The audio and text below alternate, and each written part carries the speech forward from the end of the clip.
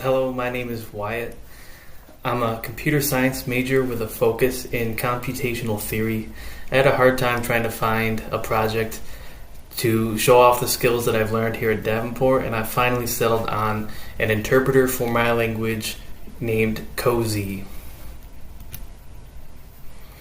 This project highlights these skills that I've learned here at Davenport. The purpose of the project is not actually to be an interpreter, but to show the process of doing it. So in the project scope, on the left you'll see my initial goals of the project, and on the right the timeline. So these are the milestones for coding the interpreter. You start with reserved words and then you end with the code execution. So first we have creating reserved words. So what are reserved words? So reserved words are strings with special roles within the language. They are used to help the interpreter know what kind of statement has been started, and like I said, they have special roles, so it allows the language to function in the way that it's supposed to. Notably, variables cannot be named the same as reserved words. So in this, the right side of the slide, we have the C# symbols and some reserved words from the Cozy language. This is not all of it, this is just an example. Next we have the lexical analyzer. So the lexical analyzer reads the file and separates characters into strings, and it passes it on to the parser. So we have an example line from the file that'll be read by the lexical analyzer, and this is how it would go through and pass it on to the parser. So it checks the characters, it finds a token, and it's passed on to the parser, and it goes through like this. The parser, also known as a syntax analyzer, matches tokens fed from the lexical analyzer to the grammar of the language. So up here in the right hand corner we have the grammar for an assignment statement, and then we're going to check the tokens coming in to the assignment statement. So our first token, we get num. Is num a valid variable? Yes, it is. It starts with lowercase. It is not a reserved word. It is good. So the next token we should get is. Yep, it's good. Now v can either be a variable or numeric. So we have numeric. It's good. And then lastly, we are expecting next line. We see we have it, so it is a valid assignment statement. Next we have the semantic analyzer.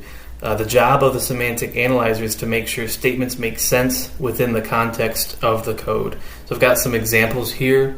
Some other examples could be trying to add an integer with a character. Even though grammatically it makes sense, it doesn't make sense within the larger context of the code. So we're going to take that same line that we've been looking at and then run it through the semantic analyzer. So right now, if you look to the right, we have no declared variables. So even though it passed the parser, there's no variable named num, so that's not actually a valid variable. So it is not valid. Next, we have num declared as a string. Well, we can't assign a number to a string, so that is also not variable, or not a valid assignment. And then finally, we have num declared as an integer. This makes sense grammatically, and it makes sense within the context of the code. So this is valid. And finally, we have the code execution. The way that I coded this part, it's not an ideal solution. It was the only way to have a functioning program with the time constraints that I had. And so how it works is, as the interpreter reads the file, it will check the grammar and the context of the code to make sure it makes sense. And as that is good, it will then write immediately to the other file. And so then after, assuming that your code is good, then after you run the interpreter, you would have a new file to then execute independently. So these are some of the limitations in my code. So the user cannot write complex code. It's restricted to just some basic functions and methods like for loops, while loops, if-then statements. There's no classes, there's no inheritance, there's no polymorphism. Variables have to be named starting with a lowercase letter. This was kind of a shortcut with the lexical analyzer and validating variable names. Because all the reserved words start with an uppercase letter, the code knows that if it starts with an uppercase letter, it's not a valid variable. The code is far from optimal. There's a lot of if-then loops nested. It doesn't look great, I'm going to be honest. A lot of this is due to time constraints. Some of it's due to only having one person on the code. Some of it is due to bad decisions that were made early on that would take too much time to fix the later the project went on. Lastly, the code is not an interpreter. It's more like a pseudo interpreter because it doesn't actually execute the code. It creates a new file to then be executed. This was getting kind of beyond my level of knowledge of coding. I did look at some other ways to do this last part, and there's a lot of like third-party software that could kind of do this last part for me.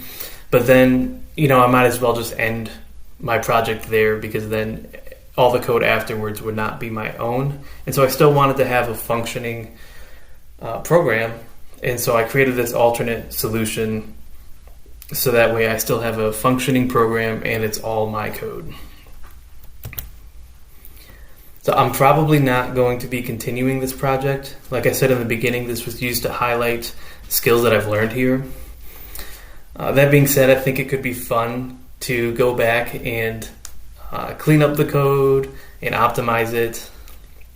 And after that's done, there's a lot of methods that I could see myself using in future projects, notably the lexical analyzer. So I've done a lot of talking about the interpreter. Now I will show you a demonstration of it. It is the Cozy program. At the top here we have a print max method, compares two numbers and then shows the bigger one, and then it returns the first number. And then we have our main method. Let's change this. I was doing some testing before. So then the main method then runs that print max method. So let's run the interpreter. So if it works, then we shouldn't see any errors. So if we look in the file or the folder, we see the new code. So then let's execute that. There we go. Let's make an executable file of it, and then let's run it.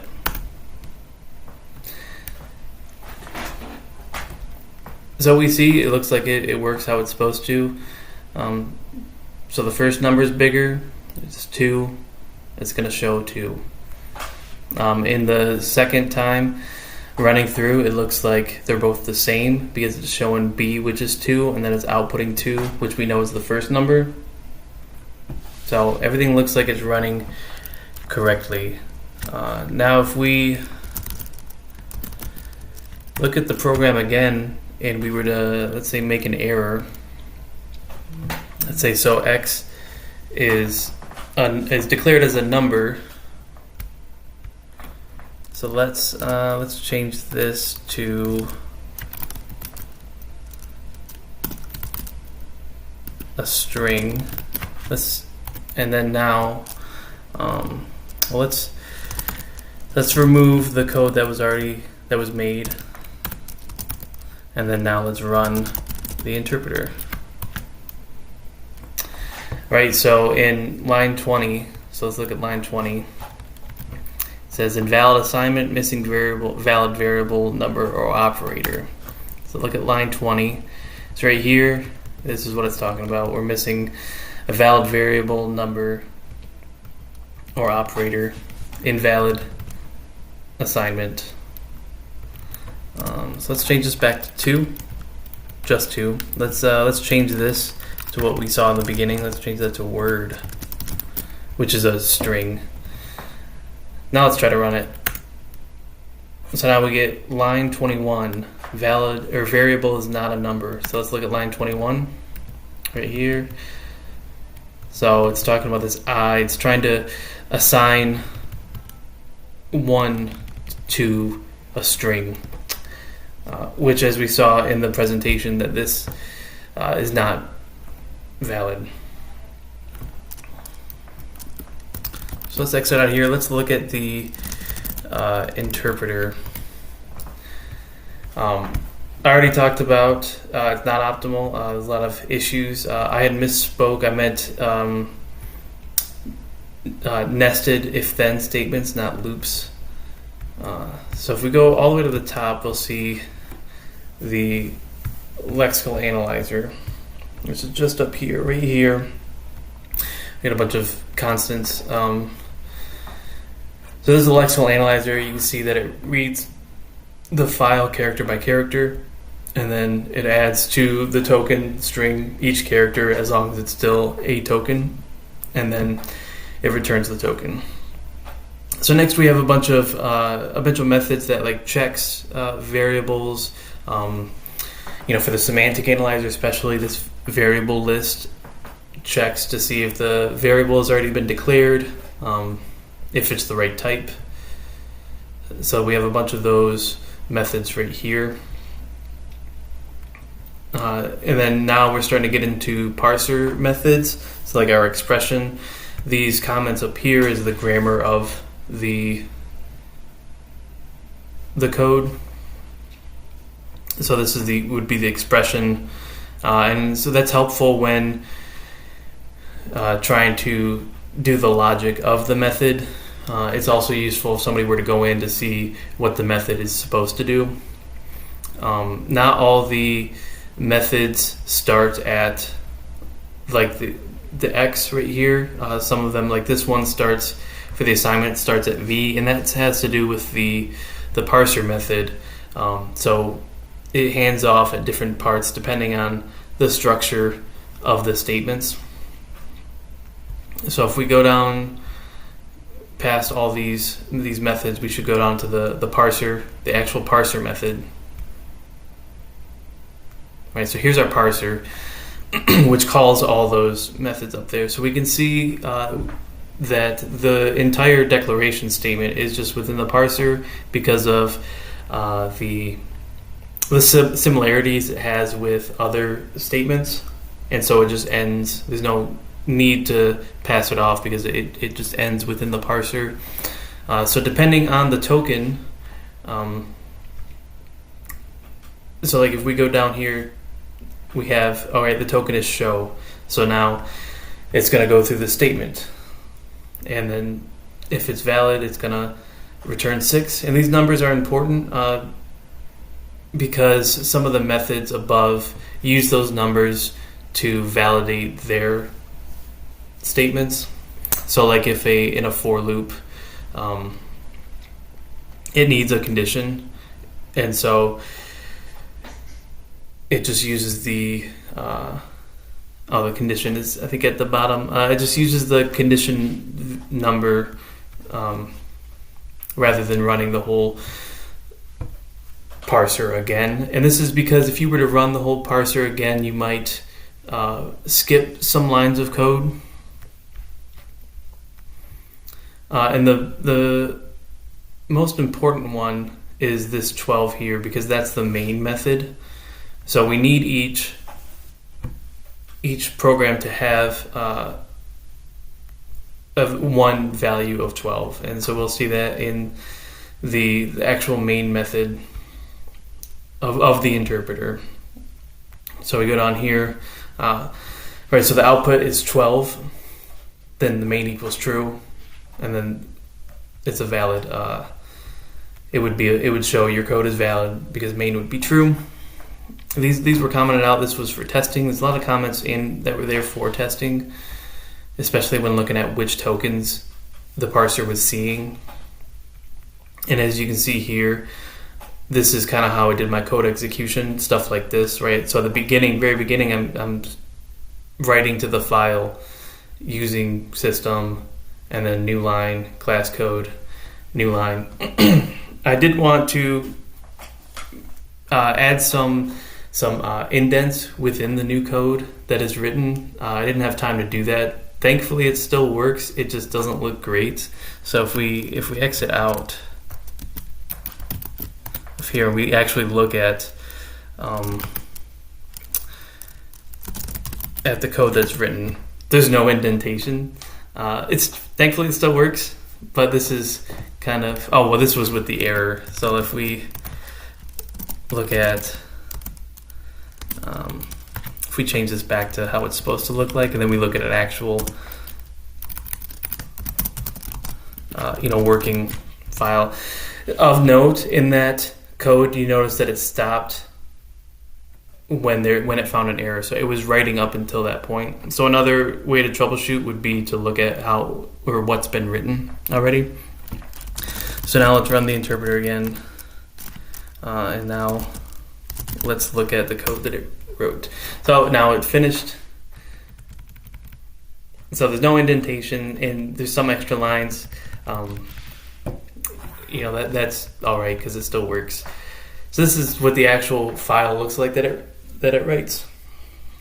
And one last thing, the input file has to be named cozy.txt, and this is because if we look at back at the interpreter and we go all the way to the top, the file path is cozy.txt, and that also means that that program file has to be in the same folder as the interpreter, because it's not the full address. It is just the kind of the nickname address. So you can see here code path. Wrong one. Just path. Path is cozy.txt. So it's got to be in the same folder, and it has to be named cozy.txt. I hope you enjoyed learning about interpreters. I look forward to your feedback and any questions that you might have. Thank you.